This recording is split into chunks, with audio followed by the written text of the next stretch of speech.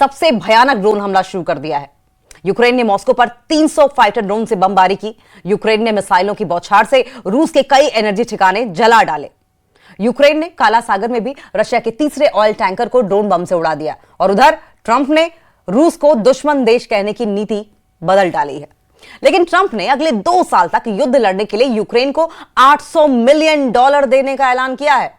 वहीं रशिया के विदेश मंत्री सर्गेई लावरोव ने यूरोपीय देशों को युद्ध उन्मादी बताकर जल्द बदला लेने की धमकी तक दे डाली है।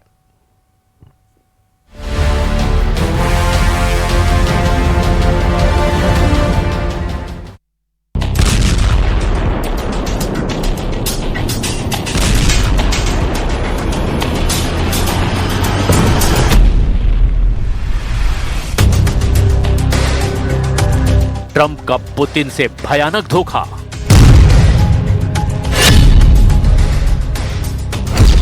रूस को दोस्त बनाकर ट्रंप ने किया छल।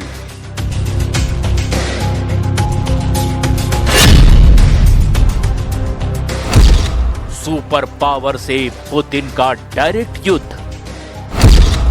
यूरोप से पहले जलेंगे अमेरिका के 50 स्टेट। यूक्रेन रूस युद्ध की तासीर हर दिन बदल रही है। हर घंटे बड़े ऐलान हो रहे हैं और डराने वाली धमकियां भी दी जा रही है। बारूदी प्रहार के साथ दोस्त और दुश्मन का फर्क भी मिटता जा रहा है। इस बीच डोनाल्ड ट्रंप फिर से सेंटर स्टेज पर आ गए हैं, क्योंकि ट्रंप पर शातिर चाल चलने का शक पुतिन को हो चुका है। ये अटकलें क्रेमलिन में घर कर गई हैं कि ट्रंप रूस का फायदा किसी सूरत में नहीं होने देंगे, यानी उनका दिया पीस प्लान बेमानी हो चुका है। अब जेलेंस्की का बनाया 20 पॉइंट का समझौता मसौदा पुतिन की टेबल पर हो सकता है, जिस पर पुतिन कभी राजी नहीं होने वाले। यानी ट्रंप ने पुतिन को खुश करने वाला बड़ा ऐलान किया है। अमेरिका की नई नेशनल सिक्योरिटी स्ट्रेटजी में सबसे चौंकाने वाली बात सामने आई है।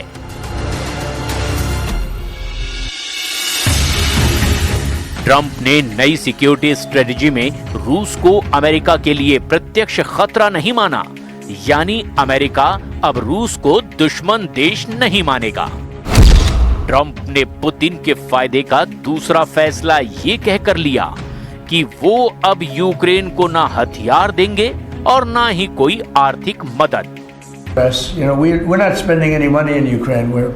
We're selling basically missiles and everything else to NATO, and NATO is paying us, and then they distribute it to who they want. I guess they're mostly distributing to Ukraine, but we're not spending money. But you know what we are? We're spending a lot of time and a lot of effort.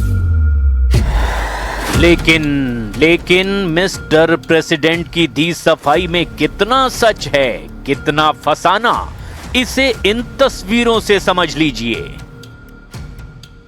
ये America का परमाणु बम वर्षक B-52 है, super power का सबसे घातक जंगी लड़ाका। America ने अपने सबसे विध्वंसक आसमानी लड़ाके को जापान के जंगी जेटों के साथ उड़ाया है। सुपर पावर ने अपना ये पावर शो रूस चीन की संयुक्त वॉर रिहर्सल के कुछ घंटे बाद ही रिलीज कर दिया। 9 दिसंबर को रूस ने 2 बम वर्षक Tu-95 का खौफनाक ट्रेलर दिखाया। रूस चीन ने साझा सैन्य अभ्यास किया और इसमें रूस का बम वर्षक Tu-95, चीन का बम वर्षक H-6, रूस का A-50 एयरक्राफ्ट, चीन का ZDK-3 हवाई रडार, रूस का जंगी जेट सुखोई 30 और चीन के जंगी जेट J-16 ने पूर्वी चीन सागर से प्रशांत महासागर तक उड़ान भरी थी। कुल 8 घंटे तक रूस चीन ने आसमानी अखाड़े में शक्ति प्रदर्शन किया, जिसका जवाब अमेरिका और जापान ने मिलकर दिया है। अमेरिका और जापान का जंगी ट्रेलर किसी भी लिहाज से रूस चीन से कम नहीं। जैसे जंगी जेट और बम वर्षक चीन रूस ने दिखाए, उससे ज्यादा विध्वंसक लड़ाकों को सुपर पावर ने वॉर जोन में उतारा है। अमेरिका की वायुसेना दावा कर रही है कि B-52 स्ट्रेटोफोर्ट्रेस लंबी दूरी का भारी बम वर्षक है। B-52 हाई सबसोनिक स्पीड पर उड़ान भरता है। ये दुनिया भर में सटीक नेविगेशन के साथ एटमी हमले करता है। B-52 रणनीतिक हमला करने, हवाई सहायता देने के साथ साथ समुद्री ऑपरेशन में भी आक्रामक जवाबी हमले करता है। हवा में ईंधन भरे बिना B-52 बॉम्बर 14,200 किलोमीटर की दूरी नाप सकता है। B-52 बम वर्षक अपने साथ 32,000 किलोग्राम तक के हथियार ले जा सकता है, जिसमें बम, स्मार्ट हथियार, बारूदी सुरंगें और हवा से फायर की जाने वाली मिसाइलें और मिनिएचर एयर लॉन्च डिकॉय भी शामिल होते हैं। मतलब ऐसा बम वर्षक जो अकेले ही किसी देश की सेना पर भारी पड़ जाए। वैसे अमेरिका की वायुसेना के पास 58 B-52 बम वर्षक हैं। ऐसे में रूस इस सोच में पड़ा है कि आखिर ट्रंप चाहते क्या हैं। एक तरफ उन्होंने पुतिन से दोस्ती बढ़ानी शुरू की है, तो दूसरी तरफ एटमी हथियार दिखाकर धौंस भी जमा रहे हैं। ट्रंप के माइंड गेम में उलझे रूस को वॉर जोन में जबरदस्त झटके लग रहे हैं, क्योंकि यूक्रेन ने अब रूस पर भयानक हमले की पिक्चर रिलीज करनी शुरू कर दी है। समुद्री अखाड़े में रूस को यूक्रेन दौड़ा दौड़ा कर मार रहा है। यूक्रेन की ड्रोन यूनिट 13 ग्रुप ने रूस के तेल के जहाजों को जलाना शुरू कर दिया है। यूक्रेन के बेबी मरीन ड्रोन ने काला सागर में रूस के दाशान नाम के तेल टैंकर को जलाकर राख कर दिया है। दाशान टैंकर पर यूक्रेन का हमला तब हुआ है जब ये जहाज नोवरोसियाक पोर्ट के करीब से गुजर रहा था। यूक्रेन के जारी किए गए वीडियो में हमले से पहले समुद्र में मचलता जहाज सही सलामत है, फिर उसके करीब एक शिप दिखती है, फिर अचानक तेल का जहाज आग में घिर जाता है। उसके बाद काला धुएं का गुबार जहाज को पूरी तरह से ढक लेता है। पिछले 2 हफ्ते में यूक्रेन ने रूस के 3 ऑयल टैंकर को ऐसे ड्रोन धमाके करके समुद्र में ही दफना दिया है। यूक्रेन ने लंबी दूरी तक हमला करने वाले ड्रोन से रूस की ऑयल फील्ड पर भी बमबारी की है। यूक्रेन सिक्योरिटी सर्विस ने रूस के खिलाफ अल्फा स्पेशल ऑपरेशन शुरू किया है, जिसमें लॉन्ग रेंज ड्रोन से कैस्पियन सागर में वेनालोस्की ऑफशोर ऑयल प्लेटफॉर्म पर हमला किया गया। यूक्रेन के हमले के बाद 20 से ज्यादा तेल के कुओं से प्रोडक्शन रुक गया है।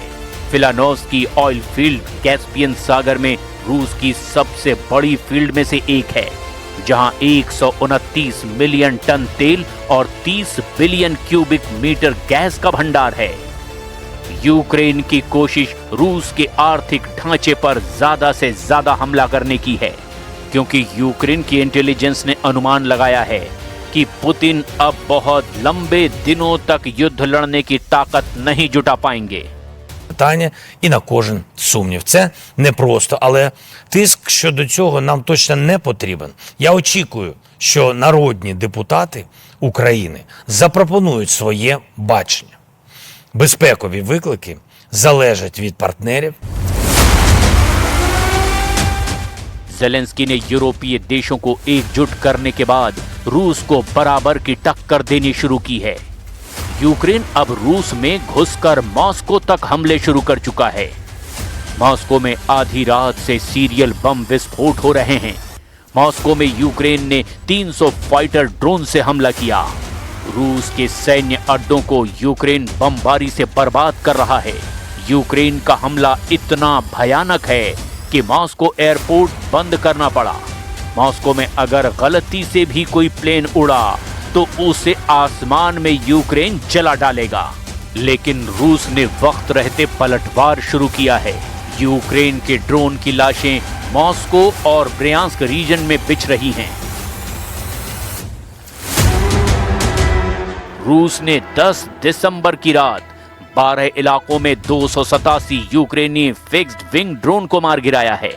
जिसमें ब्रायांस्क रीजन में 118 ड्रोन, मॉस्को में 40 ड्रोन और कुल्गा रीजन में 40 ड्रोन ढेर कर दिए गए। रूस पर हो रहे भीषण हमलों के बीच विदेश मंत्री सर्गेई लावरोव ने ट्रंप के शांति प्रयासों पर कटाक्ष किया है। Возвращение в Белый дом, он действительно занялся этим вопросом и, по нашей оценке, искренне стремится способствовать преодолению конфликта политико-дипломатическими методами. Мы это... असल बात यह है कि ट्रंप दुविधा में फंस चुके हैं। रूस के हिमायती बनने की उनकी कोशिश ने यूरोप के सभी देशों को नाराज कर दिया है। यूरोपीय देशों और नेटो के ज्यादातर सदस्यों ने अब ट्रंप के खिलाफ ही जमकर बयानबाजी शुरू कर दी है। फ्रांस, ब्रिटेन, जर्मनी और इटली ने अब ट्रंप को बिना यूरोप की सहमति के पुतिन से समझौता करने से रोकने का मिशन शुरू कर दिया है।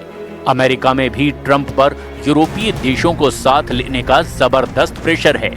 अमेरिका में पास किए गए 2026 के नेशनल डिफेंस ऑथराइजेशन एक्ट में यूक्रेन को आर्थिक सहायता की गारंटी फिर से दे दी गई है। अमेरिका अगले 2 सालों में यूक्रेन को 800 मिलियन की सैन्य सहायता देगा। अमेरिकी संसद में यूक्रेन के लिए हमदर्दी कम नहीं हुई है, जिसके बाद ट्रंप के तेवर थोड़े ढीले पड़े हैं। कल तक ट्रंप एक सुर में ज़ेलेंस्की को सरेंडर करने का ऑर्डर दे रहे थे। हालांकि अब उन्होंने मतभेद की बात मान ली है। साथ ही ये भी अपडेट दिया कि यूरोप में बैठक हो सकती है। Little disputes about people, and we're going to see how it turns out. And we said before we go to a meeting, we want to know some things. You know, they would like us to go to a meeting over the weekend in Europe. America रूस का इतिहास बताता है कि दोनों देश चाहे भले ही कितनी भी दोस्ती की दुहाई दे दें, ये दोस्ती टिकाऊ नहीं होती। और इसी के साथ रुकेंगे यहाँ पर एक छोटे से ब्रेक के लिए।